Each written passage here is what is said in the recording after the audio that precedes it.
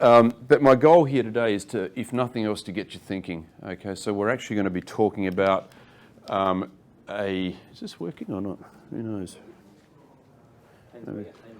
Yeah, it's supposed to be working. Oh, there we go.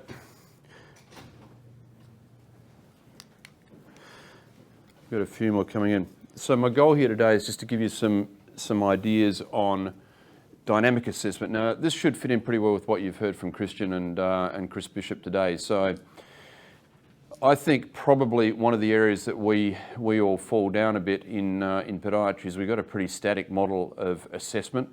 Would we all agree with that in a broad sense? And that's one of the things that I guess I've struggled with for quite some time, and it's really been amplified as I've come back into clinical practice from more of a research background.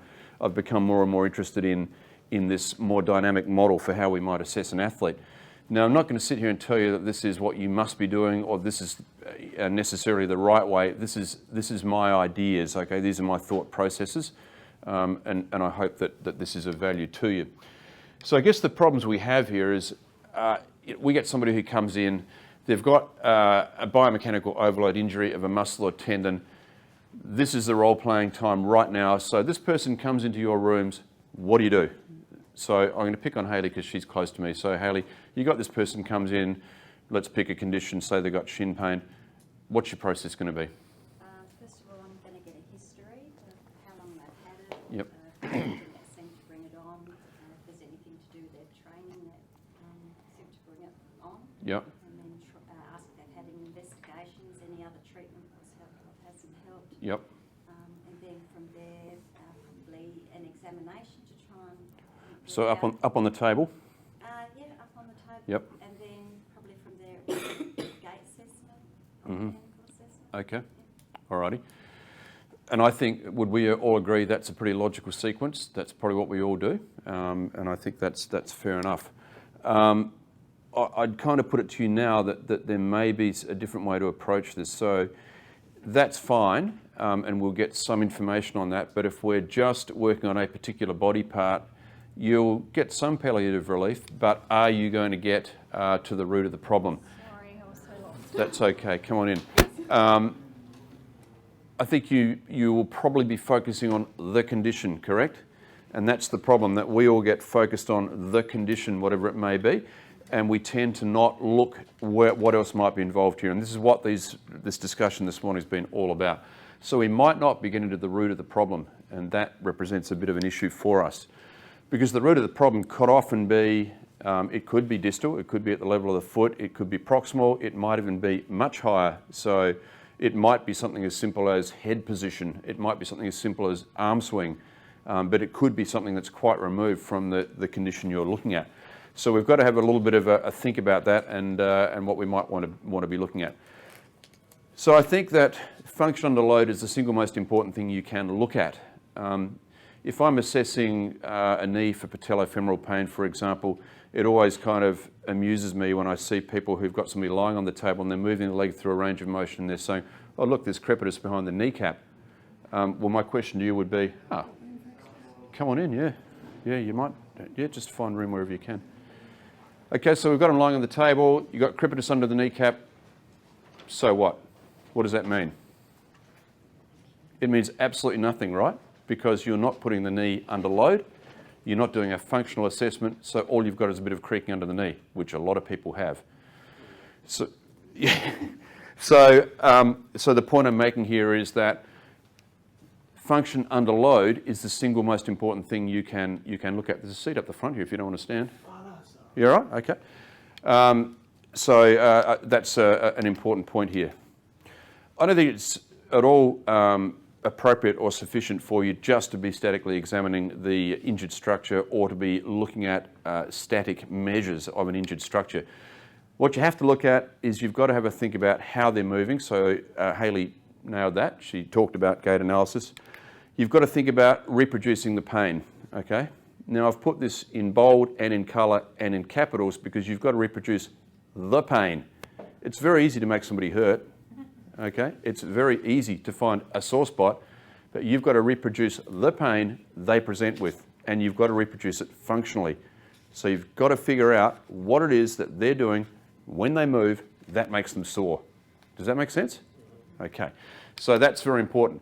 You've got to look at their motor output. So we are all involved in a world where we move, and you don't normally get injured sitting on a couch drinking beer and eating pizza, but you can. In fact, there is a paper that says 30% of people get injured doing that. But looking at motor output's actually super important. So we've got to have a look and see what the muscular component of this is. And you've got to look at function. So we just saw some videos, for those of you that were in Christian's session, we saw some videos of a girl who somebody in the street told her she shouldn't be running because her running style was so bad. So function is very important in terms of determining form, in terms of determining injury. So we've got to look at these things as well. So what's their function like? What do we need to consider? Well, in terms of kinematics now, you've heard quite a bit from Chris, and you know, Chris is looking at some pretty advanced biomechanical stuff now, and I don't want you guys to get tied down by that. But kinematics are very important, and I'm going to talk about a few things here. So I'm going to talk about stiffness strategies. I'm going to talk about how you assess a hop or a squat, and particularly look at this in relation to tendon injury. So how you might actually look at a simple functional test and how that might give you information about an injury to a tendon, particularly the Achilles tendon. Obviously, if you've got some limitation in your ankle joint stiffness, that's really not good, especially for the Achilles tendon, because it changes the peak loading and it changes the loading rate. And you remember the graphs that Chris put up looking at the loading rate. If you've got increased stiffness strategy, especially at the ankle, you increase the loading rate. Okay, so you're changing the kinematics quite radically. Poor eccentric control, we're going to talk about. I'm going to show you some videos on this. And I want you to have a think about muscular assessment. So often I'm guessing that you will have people on the table and you'll do a strength assessment. But what I want you to be looking at is I want you to be looking at assessment weight bearing, and I want you to think about the action of the muscle. Okay, so whether it's working in the frontal plane or the sagittal plane, the actual action and how it might be loaded. Okay. Is everybody in this room sort of familiar with the concept of ZOOS, Z-O-S-S? So ZOOS stands for the zone of optimal stress, okay? And this is a very important concept when you think about rehab to an athlete and especially orthotic therapy. Because the concept is that rather than an orthotic changing the angle of the dangle, I think for most of us we'd say that's not really what it's about. What it's about is trying to look at tissue load. Now, the zone of optimum stress says that every tissue will work within an envelope of function, a normal envelope, okay? And it is vulnerable when it operates outside that envelope or outside that zone, okay? So what we're trying to do with an exercise program, a rehab program, a strength program, an orthotic program is bring it back within that optimal zone, okay? That's a really important concept, and I think that when you think about orthotic therapy, I'd encourage you to think in that manner. And that's why we need to be trying to understand how the muscles are being loaded, how they're functioning, and whether they're operating within a normal range, basically within that normal envelope. And you've also got to assess balance and control issues. And I'm just wondering, and I won't ask for a show of hands, but because we're all friends here, and as I said, there's nothing wrong or right, but I'm just wondering how many of you routinely look at this in your athletes. Because if you do, you'll be really surprised at how many trained athletes, often elite athletes, have terrible balance and control protocols. Awful. You'll be really surprised at how many of them have terrible eccentric control. So strength and sport-specific training does not necessarily equate to being functionally good. Good? I'm sure I can come up with a better word. That's the best I can do at the moment. Alrighty, so this is what we're going to go through one by one. So let's have a look at what sort of info we can get from a hop. Okay, so this is pretty straightforward. I'm just going to turn my sound, mute my sound here. I think there might have been some rude language from this particular patient, so I'll mute the sound here. All right, so this is a hop, right? I'm going to play that again for you, and I want you to just tell me what you reckon you're seeing here. So let's do it again. This is somebody who is injured, okay? She is a dedicated walker. She walks for about an hour and a half every single day, and that's her form of exercise. So we're going to call her an athlete. But this is what she does. And we are simply looking at her hopping, and we're interested in her stiffness strategy. So in other words, what are we seeing here? If we have a look at the other side, what are we seeing? No ankle dorsiflexion. Thank you very much, Brenton Bowen. Okay. Why? So she's injured. Why might she not have very good ankle dorsiflexion? Protective reflex. Very excellent. Thank you. Come on in. So Brenton's completely nailed it, and there was no collusion here whatsoever. She's actually got bilateral insertional Achilles tendinopathy. She can't do it. Okay. Now this brings up a very interesting question. So is this chicken or egg? So she developed the ankle stiffness strategy. So in other words, she's got a very stiff ankle. She's just not able to get airborne. Is she doing that because she's being inhibited by pain, or has the pain been created by the fact that she's got poor stiffness strategy? Well, this is a question hopefully we will resolve as we move on. So that's hop or squat. What else have we got here? Let's have a look at this one. Now this is a really interesting little video. Brenton's not allowed to answer this one since he nailed the first one. I want you to have a look at this. This is a lady a good athlete who recently changed her stride pattern to a 4-foot strike pattern, and you're going to see something in this video, and I want you to tell me what you believe you're seeing. So here we come, nice slow motion. I want you to have a look at this right foot, and I want you to have a look at her left foot in glorious slow motion. And I will play it again for you in a moment, but you'll see it in a minute, and tell me what you see. Has anybody spotted it yet? Okay, we'll run through it one more time, and we can run through a third time if you like, but I just would like you to try to pick it yourself. So remember what's happened here. She's changed to a more 4-foot strike pattern, and she's actually got a unilateral Achilles tendinopathy as well, and it's actually on her left side. So I'm giving you some clues here. Right foot and her left foot. Inverted strike. Okay. I'm not sure I'm going to pay that because I'm not sure I can see inverted strike from the sagittal view, but it might be. Okay. But there is one very obvious thing here, and I'll play it again for you, and that is, we'll run through it here. Watch what happens. It takes a while for her to come in frame here. I want you in particular to watch what happens. Here she comes. So this is her right foot. Watch what happens to her heel. Her heel comes right down plantar. Watch what happens to her left side. She strikes. And bingo, clear air underneath the heel. Can you see it? So she's not achieving heel strike on that left side. So she's getting a change in her eccentric loading on that side, and that caused her problem basically. Okay, now we heard a lot about changing gait patterns, and we've heard a lot about minimalism, and we've heard a lot about barefoot running. The problem with all of this is that when you change your stride pattern, you do tend to change your eccentric control, especially at the level of the calf muscle, and that is something that you really have to train, okay? And no one likes to train things. Everybody likes to go, bang, I've paid $160 for my new Vibram 5 fingers. I'm going to wear those suckers and I'm going to go out and run my 5 miles in them tomorrow. Okay, that's human nature. You can't do it because the muscle simply won't cope with it. Alrighty, what do we got next here? So we've got that's our look at somebody who's got some issues in terms of the eccentric control on one side. What about control balance? How important do you reckon control balance is?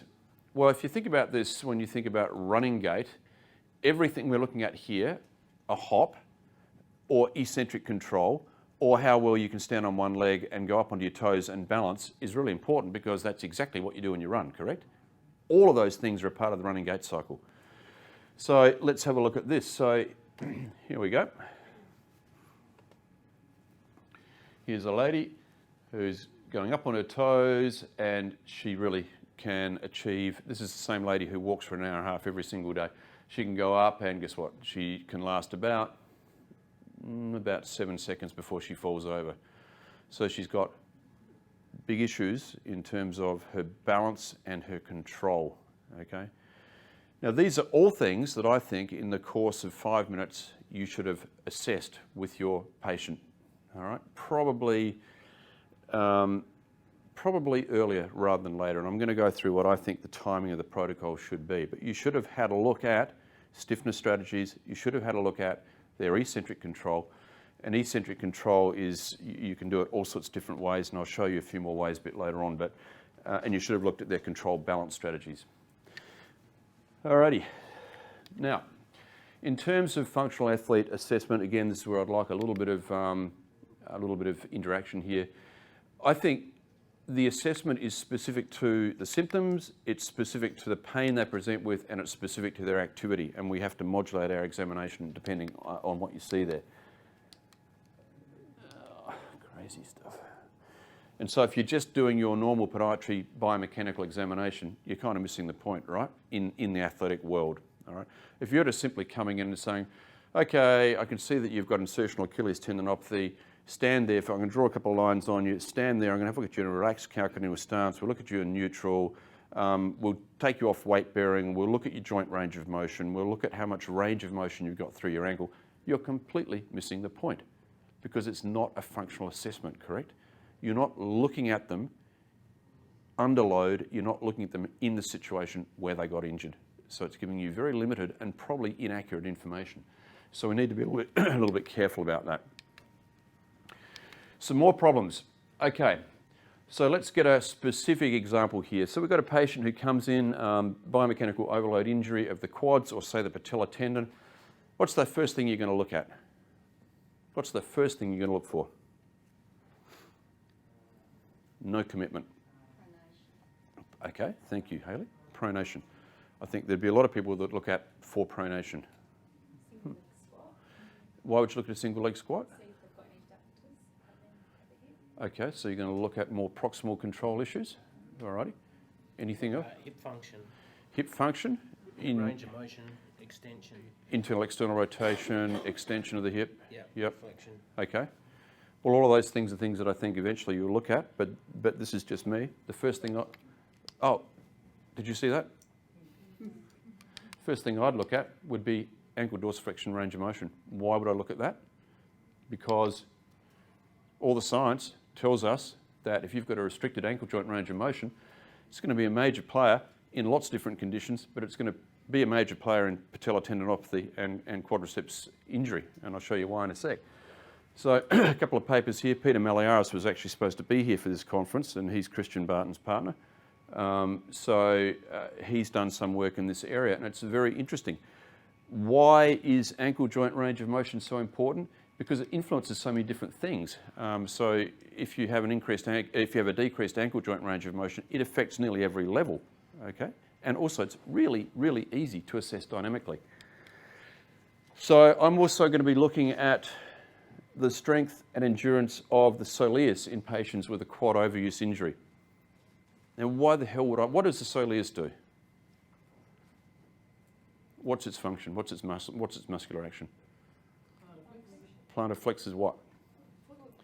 Okay, so plantar flexes the foot at the ankle, correct? That's what it does, right? Do we all agree? Right, excellent. I love that. What about if I told you that the soleus is actually a major player in creating knee extension? So how can that be? How can that possibly be? And if I told you that it helps the quads in creating knee extension during mid-stance, is that even remotely possible? So if you have a look at the soleus, it doesn't even insert above the knee. It inserts into the proximal tibia and fibula. It doesn't insert above the knee. So how could it extend the knee? And this is not me telling you this. This is the research will tell you that it's a major assister to the quadriceps in knee extension. That's a bit weird, isn't it? Alrighty, let's have a look at this. So in open chain, we all agree that the soleus is an ankle plantar flexor. That's what it does, okay? How interested are we in open chain? Who gets injured in open chain? No one gets injured in open chain. So we're interested in closed chain. So in closed chain, at mid-stance, the soleus actually pulls the tibia posteriorly. And if it pulls the tibia posteriorly, it does all sorts of different things. So it exerts an extension moment. It exerts a net extension moment on the knee. So it extends the knee. It's a major extender of the knee. Alrighty, and you can see that there's actually an abundance of evidence for this. And in fact, if we look at this one, which was from Goldberg and co-workers, they actually said that it's a major player, larger than rectus femoris in terms of extension of the knee during gait. So it's actually has a bigger role, soleus has a bigger role than one of the major components of the quadriceps muscle. Very interesting. This is a wonderful little animation here. This is called OpenSim. Let me just pause that. So this is actually out of Stanford University, and OpenSim is a modelling program. So the thing about models is that models are only ever going to be a model. Okay, so they're not as good as real life humans, but they can be very accurate, and muscle modelling is actually very good. So this is a muscle model, and it is specifically looking at the function of the muscles of the leg. And what I want you to have a look at here is what happens, if I can get it to work, in soleus. So we're going to strip away all the other muscles. Here we go. Have a look at what happens here. Okay, so what it's actually doing is extending the knee, bingo, and it's also changing the pelvis. Alrighty, the soleus in isolation. This is everything else stripped away. This is what the soleus does. Does that surprise you? Mm-hmm. Okay, good. That was my whole goal here, to surprise you.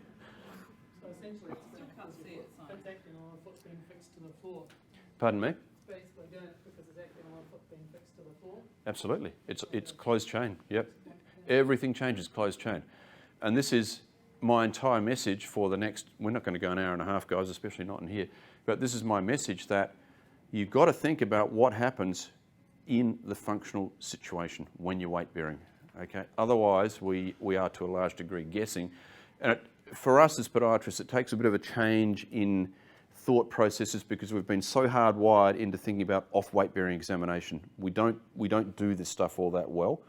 And so what I'm saying to you is, look, this is not the gospel, but at least have a think about it. Alrighty, so, and this is the problem with our concept of classical functional anatomy. We look at it, we look at the soleus and say, yeah, it's a plantar flexor of the foot. I know how that, I can do this I can contract it, I know what it does. Gastrocnemius, plantar flexor of the foot, right? We know that. No, I'm going to show you that's wrong as well. The hamstring, we know what it does. No, we don't, because we've got to look at how it works in weight bearing. So it all goes out the window. When we look at the hamstrings, I was going to test you here. All right, so you had a little bit of a guess there. What does the hamstring do? You're good, Lucinda. You're quick. All right, so this is what it does, right? It causes hip extension. So hamstrings attaching up into your ischial tuberosity. So when it contracts, it extends your hip and it flexes your knee, correct? We all know that's what it does, right? Or does it? Interesting.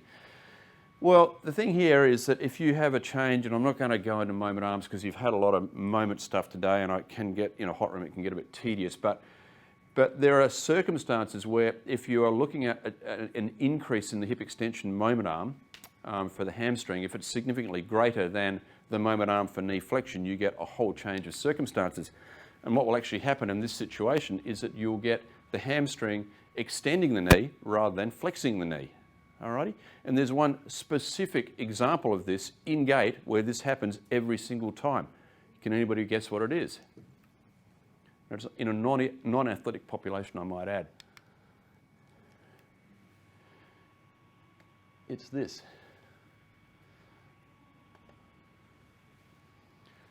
So this is cerebral palsy. And this is where you get a huge change in the moment arms as a result of a change in muscular action in weight bearing. Okay? And so you actually will get a situation where the hamstrings are acting as an extensor of the knee rather than a flexor of the knee, and that's part of the problem with the gait problems that CP people have, especially CP kids. So again, we've got to sort of think about exactly how we look at this. Gastrocnemius. Now this should be really straightforward. Okay, so the gastrocnemius, we all know exactly what the gastrocs do.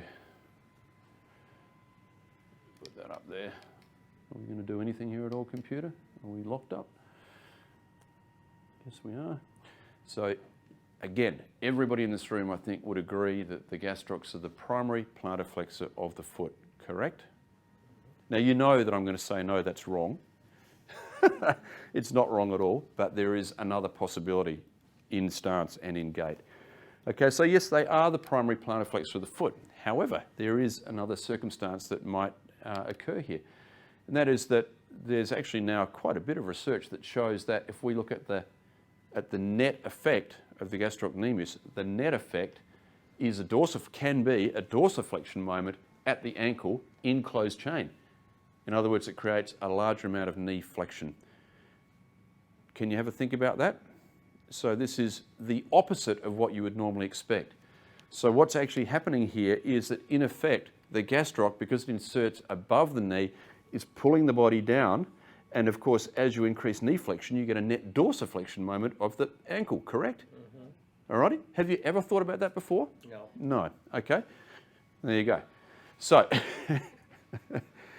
so what I'm trying to get you to do is think outside the square here a little bit. And it's especially important in an athletic population. Very, very important in an athletic population. And again, you don't have to believe me. Here's another one of these beautiful little open sim videos. Here we go. And you can see this perfectly, that when the gastrocs contracts, you'll see it light up in red, that it actually pulls the femur down on the knee, and the net effect is dorsiflexion of the foot. But we don't ever think about it in that term, because we only look at the power at propulsion where it does plantar flex, but we need to look at the net effect, and the net effect can be dorsiflexion. Why am I rabbiting on about this? Because we've just said if you don't have enough dorsiflexion, you're in strife, right? So these muscle actions then start to become derelict and potentially injurious. So we need to get on top of that. Okay. Whew. She's warm. Now, I honestly don't want you to leave this room and start telling everybody, well, Simon said that in fact the summarises does the exact opposite and the gastrocnemius does the exact opposite. I'm not proposing that should be cast in stone. All I'm proposing is to have a think about it. That's okay. You should be up here. Whew. Oh, you're joking. Yeah, I know. Someone once said to me I could build an atomic bomb, but I can't tie my shoelaces, which is probably pretty true. Yeah. All right, so I don't want you to leave this room thinking that we've got to turn everything on its head. What I want you to be thinking about on Monday morning when you start seeing patients again, I want you to be thinking about dynamic function, what you're actually seeing, and where you're going to place it in your examination routine, and we will get to that in a moment. Now, it's not just muscle activation. There are a number of other things here that we want to be talking about. I have no idea what's going on with this thing. I think it's the computer, actually. Might be too hot. I think that we need to be looking at the potential for a muscle to produce torque at a joint, and it's just as much dependent on its length tension curve as it is on its force velocity curve, as it is on the moment arm, which is what Chris talked about, as it is on the muscle path vector, as it is on the momentum of the body part it's moving. So these are things that we do need to have a little bit of a think about. So we need to look at what's its length at a particular time in the gait cycle or in the activity that we're examining. What's its force velocity? So in other words, when and where is it developing force? The moment arm is, for those of you who don't understand a moment arm is very easy to understand. It's simply the distance between the center of rotation of a joint and the point of application of force. All right, so if you look at the moment arm of a shod foot, if I'm striking on the outside of my heel, we start the distance there, and the point of rotation is here. So it's the distance from here to there, all right? That's the moment arm. And when you multiply that by force, you've got the moment, all right? We won't worry about moments too much. But moment arms are actually quite important. This example of a shoe, you can imagine if you've got a shoe with a big lateral flare, you increase the moment arm, it accelerates the foot into pronation. It's that simple. Okay, so it's all about the rotation around that particular moment arm. Muscle path vector and momentum.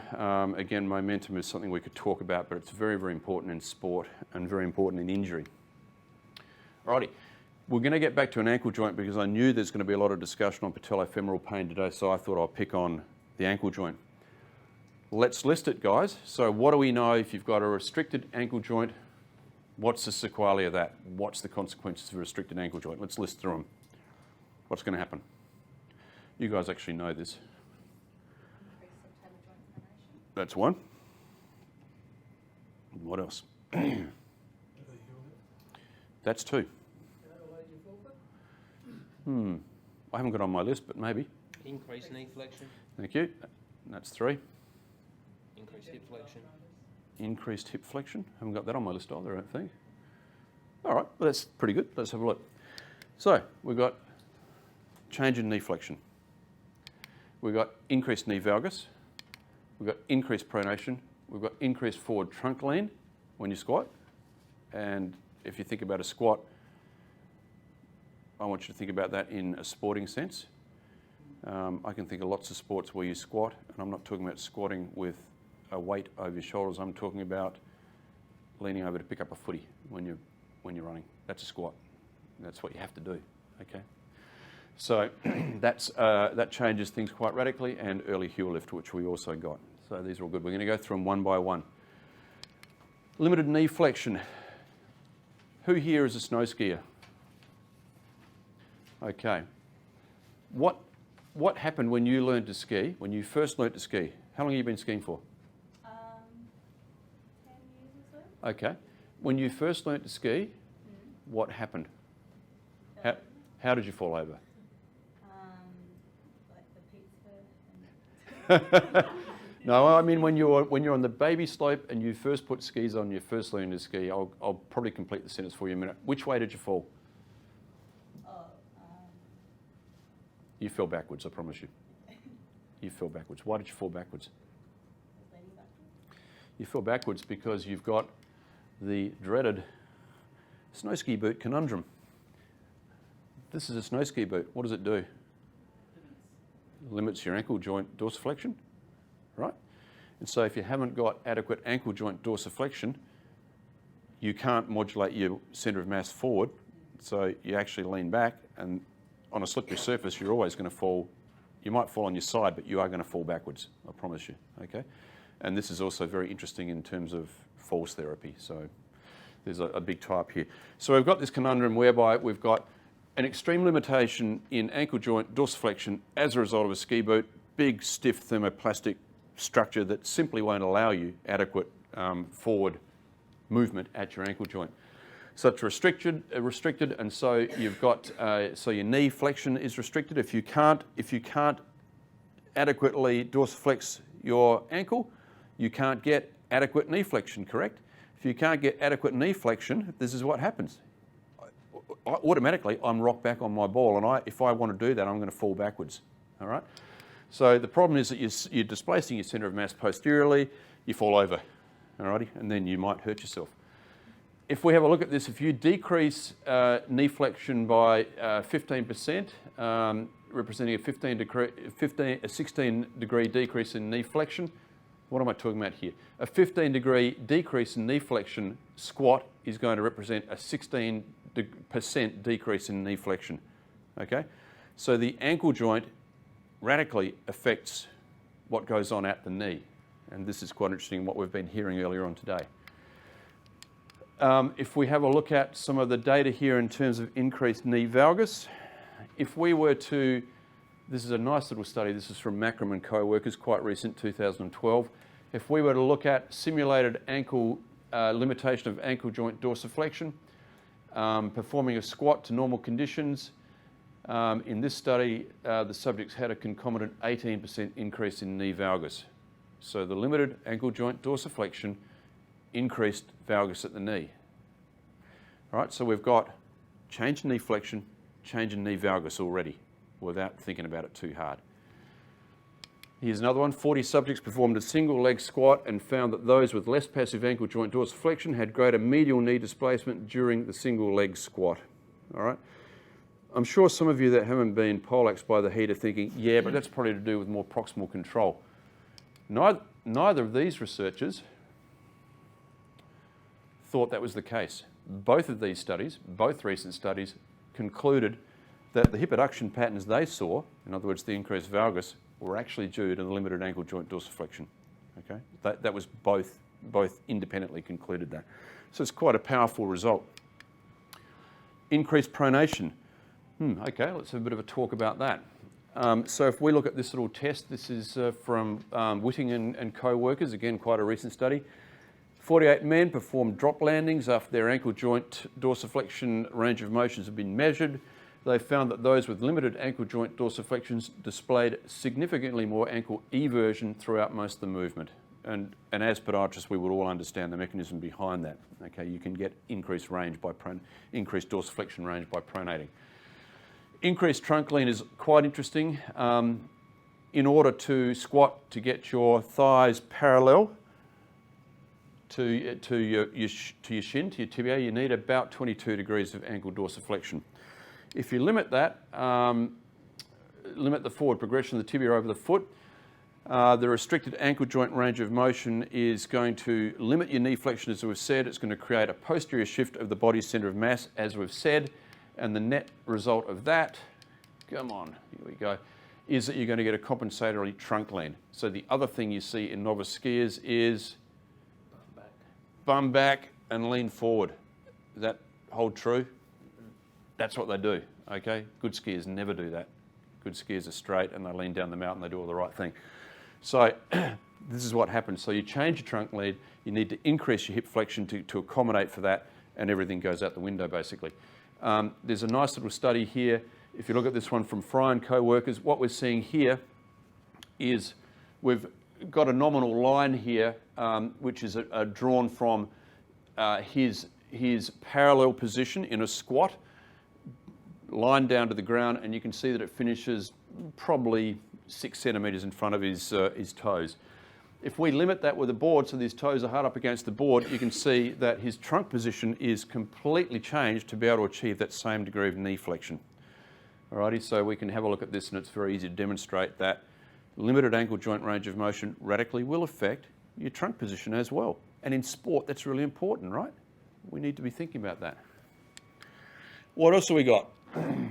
Well, we've also know that if you've got limited joint ankle dorsiflexion and your knee flexion excursion is limited, you're going to have a greater landing impact, correct? So in other words, it just means, and again we know this, that it's going to be stiffer when you land, and the consequence of that is you're going to get an increase in ground reaction force. Right. Now the connection between ground reaction force and injury is extremely tenuous, extremely tenuous. So it's one of the things that I need to talk to Christian about, but there's not a lot of evidence at all to say that FZ1, which is the first peak in the ground reaction force, has anything to do with injury. To my knowledge, there's only been 2 studies that have shown quite a tenuous relationship to actual injury in sport. So we take that with a grain of salt, but we do know that you are going to have a stiffer landing, and a stiffer landing will have consequences. And there has been quite a bit of research in this area, probably most recently by Fong and co-workers, and they found that increasing ground reaction forces in individuals with limitation of ankle dorsiflexion. So if we look at now some of the issues, patellofemoral, ACL, quadriceps issues, and we look first of all at control. These are things that you can do at home, in the comfort of your own home, or in your office. So let's have a look at this and tell me what you're seeing here. Glorious slow motion, you can't help but see what's going on here.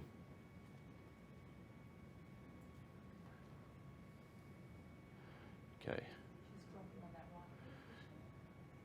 She sure is. She's dropping on the left one as well. So she's got horrible control at the level of her pelvis, okay? So this is a control issue, and you've seen this time and time again, and we've been talking about this for so many years. If you've got somebody who's got patellofemoral pain and they're horribly pronated and they've got this issue, you can orthotic them to death and they won't get better until you've sorted this out, okay? Because the two go hand in glove. So you can't just look at the foot in isolation. You've got to look at what else is going on, okay? And you've got to look at it in a dynamic sense. So it's very, very important to look at control. Drop jump is something very simple to do. You can do it just off a step. It's very simple, and I'm sure that some of you are already doing this, but this is a drop jump. There we go. Have a look at this. Tell me what you're seeing. Bingo. Have a look at this. Bingo. Who are we going to give the award to? Female volleyballer. Guess what her issues are? Yeah, she's also at real risk of an ACL injury with that level of control at both her pelvis and her knees. So it couldn't be a simpler test, could it? Okay, the test, a drop jump is on a small platform. You jump off and then immediately jump up, and you look at what happens at the level of the hips and the knees. It's a dynamic test to assess the athlete and look at its relation to injury. Be one of the first things you would do in somebody with patellofemoral pain. Alrighty, really simple. What else have we got? Controlled jump, drop jump. This is how you modify it. So if you want to get into the rehab side of it, this is a really simple way of dealing with this. And all you do, here we go, so he's about to go. So he's going to jump off. The instruction is land softly. You've got to have your hips behind your knee, and you've got to have your knee in front of your toe. All right? This is a controlled drop jump. Okay? What this is doing is I'll play that one more time for you. It's improving your eccentric control strategies, and it's improving your strength. So you can actually see that this guy is able to really control what's going on. The other thing that you're going to be looking at here, of course, and I'm confident that a lot of you guys do this, is when you're looking at especially function of the glutes, especially glute medius. Hands in front of chest. Sorry, Corey. Just blew his eardrums out. Hands in front of chest, and you're going to look at what goes on in the single leg squat. Now, you don't have to go all the way down. Okay, most people make that mistake, and you can bend forward at the level of the hips if you wish. But what you do have to do is you have to achieve a range at the level of your knee. And for most people who are doing this, especially female athletes, because of the difference in biomechanics, you will see them do this, okay, and a lot of males as well. And you'll often see very good athletes do that, up on one leg, and they'll drop into the hole, okay? That's really endemic with glute med weakness. You can make it more difficult for them by getting them to go up on their toes and doing the same thing. I'm not even going to attempt to do that for you, and do it on both sides, okay? So that's a very simple test to look at strength around the glutes. Okay, what else have we got here? Alrighty. So we've been going for almost an hour. That's amazing, and nobody's actually said too much. So this is my suggested protocol. This is what I'm going to propose to you that I think maybe the order should be. So I think Hayley's correct. The single most important thing you can do is get them to come in and get a decent history. So I'm a huge fan of a really good history. And if you're a good listener, it's the difference between being a good clinician and a poor clinician. So that's what we're going to do first of all. Then what I would propose to you is that you're going to review their gait, okay? Because you're going to get so many cues from their gait in terms of what is relating to the injury. So I would propose that we should be looking at gait early in the investigation rather than late, okay?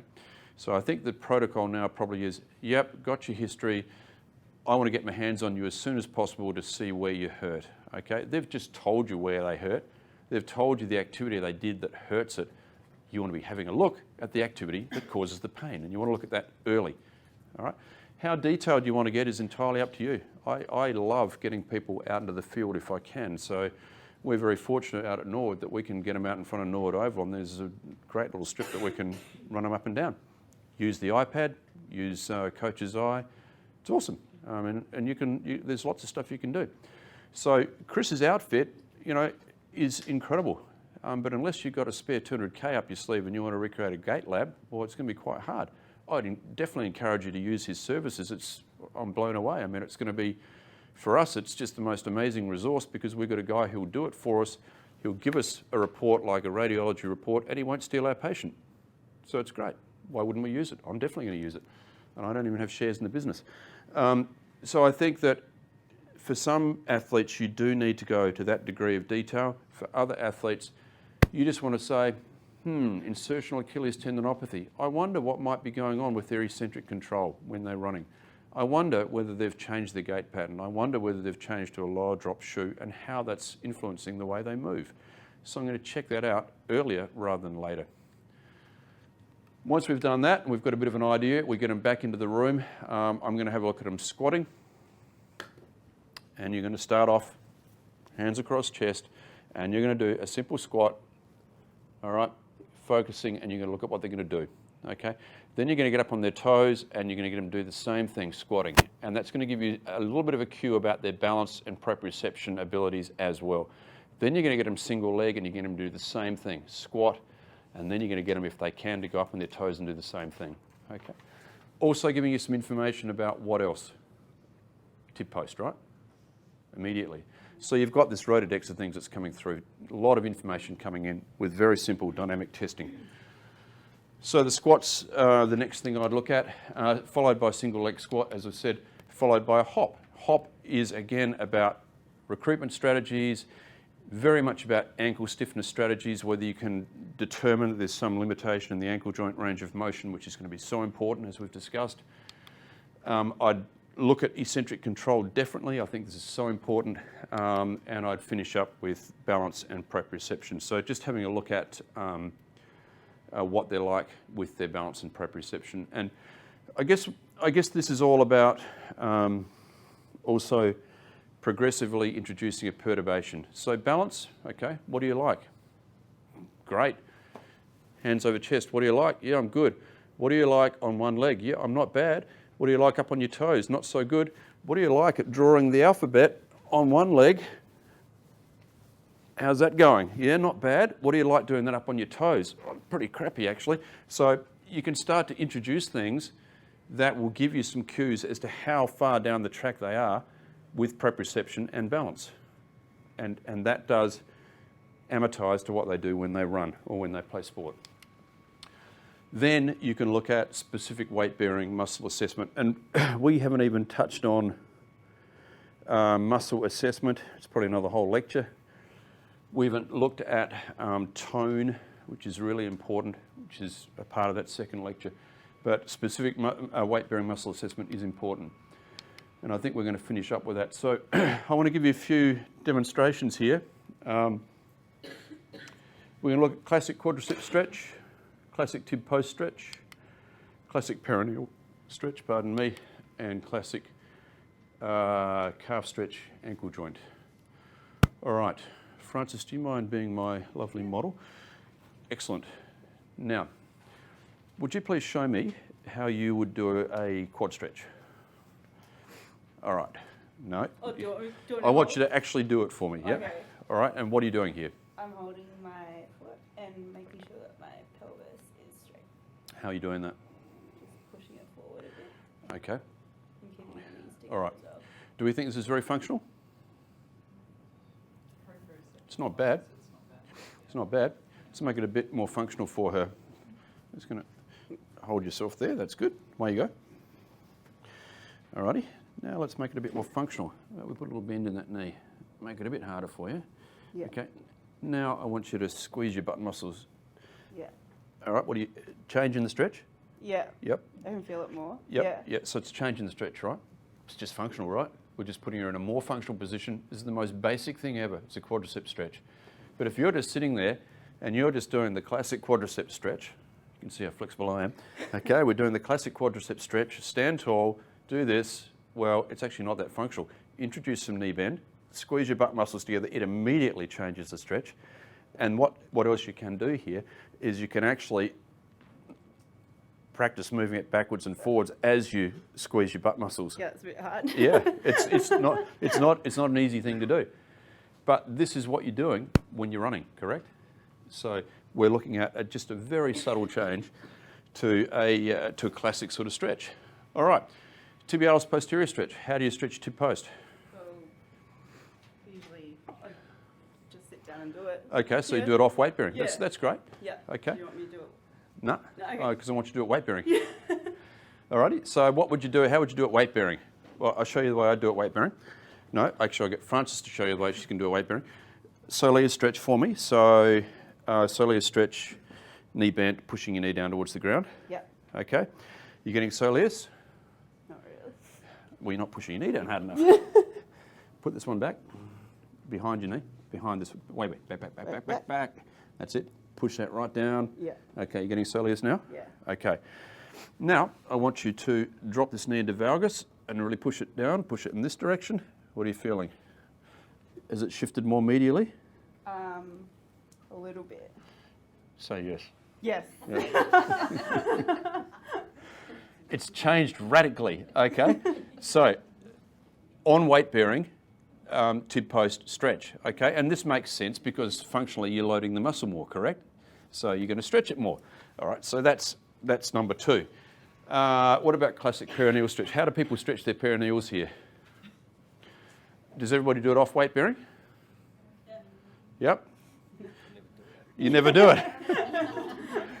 I'll show you a really easy way to stretch your perineals. Okay, you can afford to do this. I don't want to repolish my boots. Oh, yes. I want you to put your one foot on top of your other foot.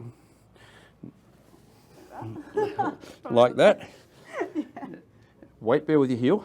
Okay, so you're actually putting your foot on top of that. Okay. Now I want you to push your knees forward. Come forward. Both.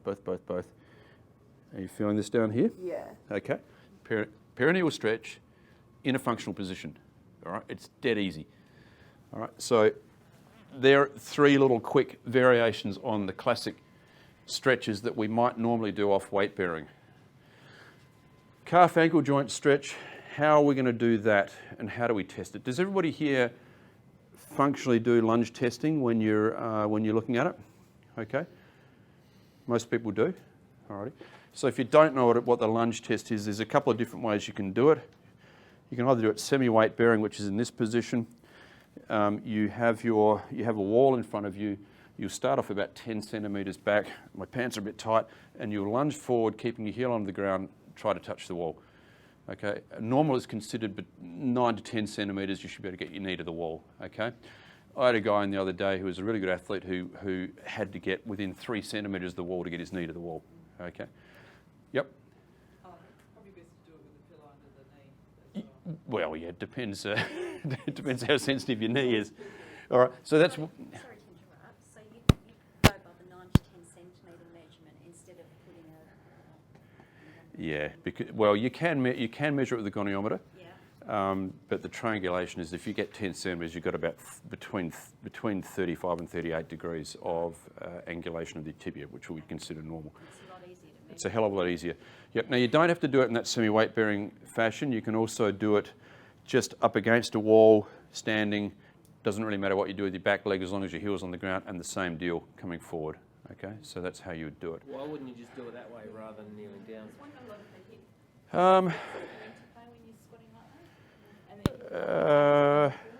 Well, I actually don't know the answer to that, Claire. I mean, interestingly enough, I prefer to do it semi-weight bearing because I think that there's actually more range when you do it that way. So I kind of Which way?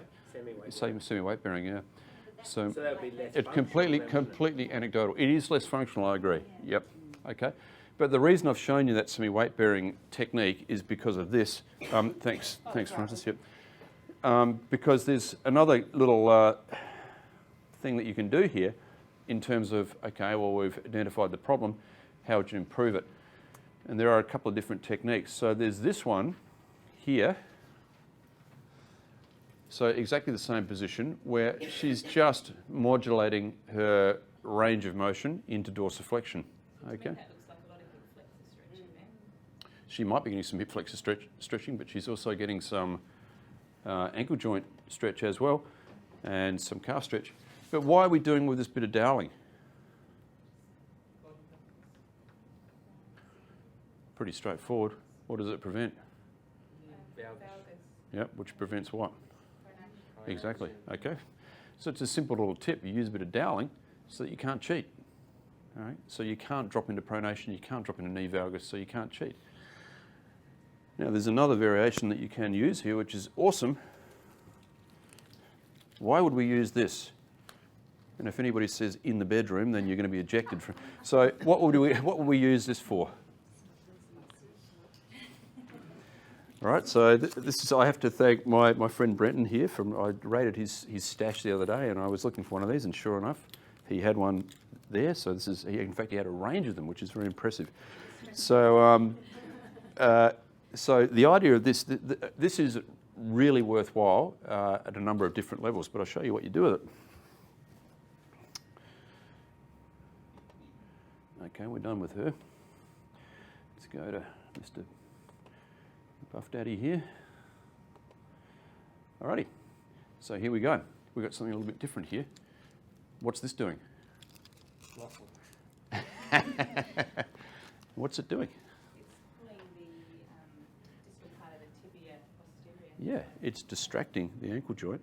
Okay, so it's bringing in the anterior capsule as well. Okay, so we're changing. We're getting two different lots of load on this particular structure now. I really like this concept for podiatrists across a number of different levels, but if you can introduce some distraction while you're doing the loading, then you're getting a much more effective and much more aggressive stretch. So it's really simple. Again, you can see the bit of doweling means that he doesn't cheat, but it's a really effective way of increasing your ankle joint range of motion. And if we had time, I could show you in the course of a minute or two how much you can increase the range of motion just by doing that. Okay. What regime would you give a patient for that sort of thing? For that, Yeah. I'd get them to do 15 of those on each side, and I'd probably get them to do 3 sets. So pretty straightforward. Yep. Would a piece of TheraBand work just as Yeah, effectively? yeah, it would. Yep. It's just that's a lot prettier, you know, for demonstration purposes. The good thing about this stuff, this is a physio pod product, and they're here actually. I didn't see that where they had this, but the great thing. You're talking to Atlas. Atlas, yeah. Homburg. Okay, Michael. Yep. The good thing about this is that that this product, which you can use for all sorts of different things, so you can use it for a lot of different retraining. The cord comes in different grades, so it's like TheraBand, color coded, different grades, so you can change the amount of resistance from the band. So it's quite good. This is the most resistant band, so it develops a fair bit of tension. Okay, and the cuff's really good. It's kind of a bit easier. It's just Velcro, so it's probably a little bit more impressive for your clients. Do you think that you're basically performing a mobilisation when you're doing that? Oh, you absolutely are. Essentially, aren't you? You're definitely introducing a mobilisation component to the activity. But I think also the thing I like about it is that you're definitely getting that joint distraction. So you're definitely getting not just muscle stretch, but you're also getting some capsular stretch, I think, which can be a part of the problem. Yeah, and you're in a functional position, which is what this whole presentation's about. I've done that to my ankle, and it really works. Yeah, it works brilliantly, and it's very, very easy to do a before and after, so you can get them doing their lunge, and you can measure it. I mean, the great thing about lunge testing is that it's quantifiable, so you can actually measure it, you can do this, and you can see that they'll get instantly a better range, which is always impressive. So it's good. All right, now I reckon that might be the last slide. Just have a quick look here. One more video. Oh no, there you go, it's just my prepaid ad. Yeah, it's my thing. And the reason we're videoing all this, thank you Corey, the reason we're videoing all this is that it's going to go up on the site, so that's what we do. Alrighty, so my goal here was to get you thinking. I hope you found the reverse way of looking at muscle function quite interesting. I hope you'll give that a bit of thought in your athlete population. If anybody's got any questions or any discussion, we've got plenty of time before the beers are turned on. Has anybody got anything they want to raise or any other thought processes Yeah. here? Yep. I knew you would. Today, Chris was talking about midsole stiffness and creating a functional hallux limitus. Yep. I've noticed that in ASICS shoes, probably more than most, whether more people wear them or not, people develop a hole in the back of their shoe. Yep. Is that because of that stiffness? I mean, that obviously is one of those things. I mean, you see it with orthotics, you see it without orthotics. Is this part of the, you don't see it in other shoes, or is this? No, we've got a very stiff shoe, and we don't develop that in the back of our shoe. I think it, Who's we? Mitsuno. so I think Don't see it in Mizuno's. it just comes down to a manufacturing process. Yeah, I mean, I can obviously take my ASICS hat completely off because it doesn't exist anymore, so I can say whatever the hell I like about ASICS these days, and I would completely agree with Ben that I actually think that they've got a manufacturing issue. And I think that in-house they've probably agreed that there's a problem with that. I didn't actually completely agree with what Chris was saying, and Ben and I were having a quiet whisper while he was saying that he was saying that the forefoot flex grooves in shoes are insinuated distal to the first MPJ. Yeah. I can tell you for a fact that, I don't know about Mizuno, but I can tell you for a fact that at ASICS, the primary flex point is 12 millimetres behind the first MPJ. And because I'm a podiatrist and I was quite involved with ASICS, I also spent a lot of time telling them that they had to allow plantar flexion of the first ray, otherwise the shoe wouldn't work. So they've got all sorts of strategies in there to allow that to happen in a lot of their shoes. And that's not an ad for ASICS. I couldn't care less about ASICS. But I think that maybe Chris didn't have that completely right. His comments about stiffness I agree with generally, but you know, at that end of technical footwear there are many nuances, and you know, Ben working with Mizuno would agree with that I think there are so many little fine-tuning things across ranges of shoes, and you've got to be a little bit careful about generalisations like that because it's not true of every single product. I had a bit of a giggle when Christian said, oh, he uses a lot of Nike Frees and that he puts prefabs in them, and I thought, why wouldn't you just change the shoe? Well, I didn't say that because I didn't want to upset him, but I will tell him that later on. So Nike Free's a magnificent barbecue shoe, but that's about where it ends for me. So They're not that good if you live in an area where they have white cedar trees. this is Or true. near gravel. This is true. This is true. You spend the next 3 weeks picking the gravel out. Yeah. Alrighty. Anybody else got any comments? I mean, is this stuff interesting to you guys? Because I'm sort of interested in developing the concept a bit more and trying to put together a bit more of a meaningful protocol for how we might be able to do this sort of assessment. Is this kept you entertained? Good. Anybody got any other final thoughts or comments or disagreements? See, as a profession, podiatry is one that we still have to stay claim to what we do. If you listen to some of the stuff that's been happening today, and you see what research is happening around the country, a lot of stuff is coming from a physiotherapy angle. We do this best.